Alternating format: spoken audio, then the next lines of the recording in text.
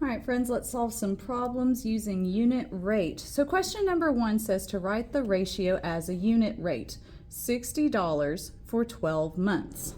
Okay, so what we need to do is figure out which one's going to go on top and which one's going to go on bottom. A quick rule of thumb is that time is going to go on the bottom. So like seconds, minutes, hours, days, weeks, months, years is going to be your bottom number. So 12 months. And money tends to always be on the top. Not necessarily every time, but in our class it tends to be on the top most of the time. So $60 for 12 months, and I want to find out what the rate for every 1 month is. So how do I turn a 12 into a 1? If I'm going from a bigger number to a smaller number, I'm going to divide.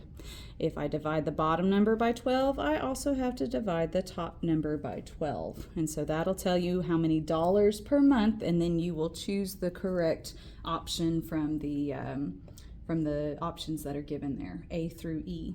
Okay? Let's make this a little festive. I'm going to switch to red. A supermarket had bags of red grapes for $13. There's too many words in that sentence.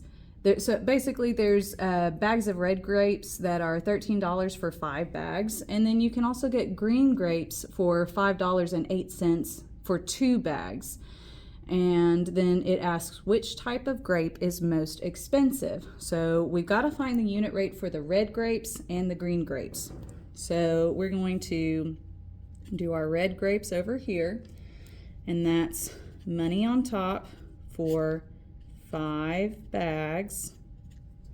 And then let's do green grapes over here, and that's money on top for 2 bags. Oops, I should have written that over a little more. Oh well. Okay, so let's start off with the red grapes and find out what the price for 1 bag is. How do I do that? I have to divide these both by 5. Now, I can't divide 13 by 5 and get a whole number, so let's figure out what 13 divided by 5 is. I'm just going to work that right here. 5 won't go into 1, but it'll go into 13 2 times. 5 times 2 is 10. And 13 minus 10 leaves us with 3. Now, since I want to get money, I need to get a decimal answer. So what I do now is I put a decimal here and a 0 here, and I bring down my 0 and I bring up my decimal. How many 5s will make 30? 6 of them. 5 times 6 is 30. Now, I don't have any more numbers to pull down, but money always has 2 digits after the decimal. So if you only have 1, the other decimal or the other digit is always 0. So it is $2.60 for 1 bag. Okay, let's look at the next part, which is the green grapes. So if I want to find the price per bag, I need to divide this by 2, which means I also need to divide this by 2. And let's solve that one now. 508. 2 will go into 5. That's what I meant to say. 2 times 2 is 4, and 5 minus 4 is 1. Bring down your 0 and bring up your decimal. 2 will go into 10 5 times. 2 times 5 is 10. We have nothing left there, but we do have an 8 we still need to bring down. 2 will go into 8 4 times. 2 times 4 is 8. We have no remainder and we have no more numbers to bring down. So each bag of green grapes costs $2.54. Now, I missed this the first time I looked at this question. Do you know why? The question was, which type of grape is most expensive? And we've been talking a lot about which is the better buy. And so I said green grapes. But green grapes are not the most expensive. The red grapes are the most expensive. So make sure you're reading your questions carefully or you'll make a mistake that you didn't intend to make. Okay, let's move on to number 3. Number 3 is pretty easy. John runs 15 miles in 3 hours. How many miles can John run per hour? So if that's 15 miles in 3 hours, I want to find out what the miles per hour is. Okay, I'm not going to work that one for you because some of you can probably do that in your head, but if you can't, you need to ask yourself, what do I need to divide this by? What do I need to divide this by? Okay. Number 4.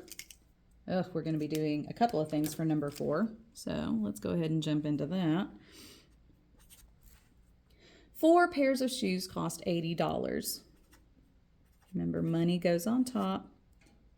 So 4 pairs on the bottom. What is the cost of 7 pairs of shoes? So I can't multiply 4 by a whole number to get 7. So what I'm going to need to do first is get the unit rate for the price of shoes, or the unit price for the shoes. And then I can multiply that by 7 to find out what 7 pairs of shoes will cost. So let's go ahead and start working on that. First order of business, to find the unit rate. That's the rate per 1 pair, or the price per 1 pair. What do I need to do to 4 to get it down to 1? If I'm going from a bigger to a smaller number, I need to divide. Which means I also need to do 80 divided by 4. Okay, if you don't know 80 divided by 4, you'll need to work it out. I'll do it down here in case you need some help with long division. 4 will fit into 8 2 times. 4 times 2 is 8. And I have 0 left, so I'm going to bring down my other 0. 4 will go into 0 0 times. 4 times 0 is 0. I have no remainder and I have no more numbers to pull down, so my quotient is $20, which means each pair of shoes costs $20. But I want to know what the cost of 7 pairs is.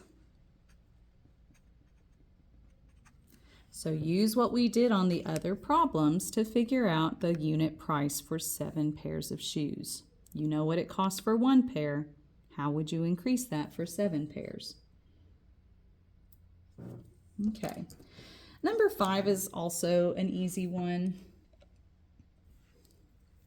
So I'm not going to work that one all the way through, but you will need to know how to do this division.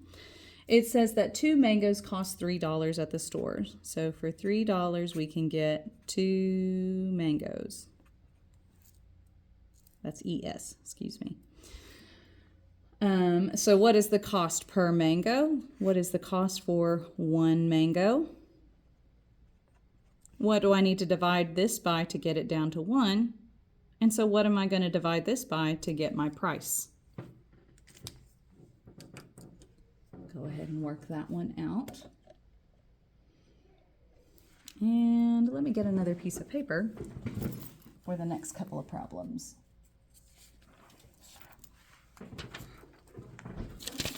Okay. Problem number 6 asks, which is the better buy? And so it says A, which is $3 for 6 bagels, or B, which is $9 for 24 bagels. So we need to find the unit rate for each of these and compare.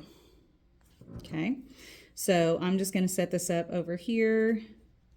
$3 for 6 bagels, and then $9 for 24 bagels. Which one is the better buy? You need to find the unit rate of both of these. That is What is one bagel going to cost? What is one bagel going to cost? Okay, go ahead and work that yourself. And let's take a quick look at number 7. Number 7's even easier than number 6. So if you didn't struggle with number 6, you won't struggle with number 7 either. It says there are 25 donuts and 5 teachers. What is the unit rate? And then where the answer is, it says the unit rate is blank donuts per teacher. Okay, so that tells us that donuts is going to go on top. And teachers is going to go on the bottom.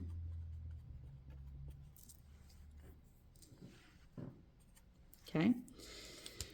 And if it doesn't give you that hint in the question, like by telling you in the answer the ratio or the unit rate is blank donuts to teachers, then you can just ask yourself what makes more sense. Do I want to find out how many teachers get one donut? That doesn't make sense. Do I want to find out how many donuts I can give to one teacher? That one makes more sense. So donuts on top, teachers on bottom. All right, and this is the last question. And it's not that bad. So, number 8, Jake can drive 240 miles in 4 hours. So we have miles per hour. Miles. And remember, time goes on the bottom. So 4 hours is going to be the bottom. What is the unit rate per hour? What do I need to do to find out how much 1 hour, or how far we drive in 1 hour? We've done enough examples of that I'm sure you know exactly what to do. So go ahead and hop to it.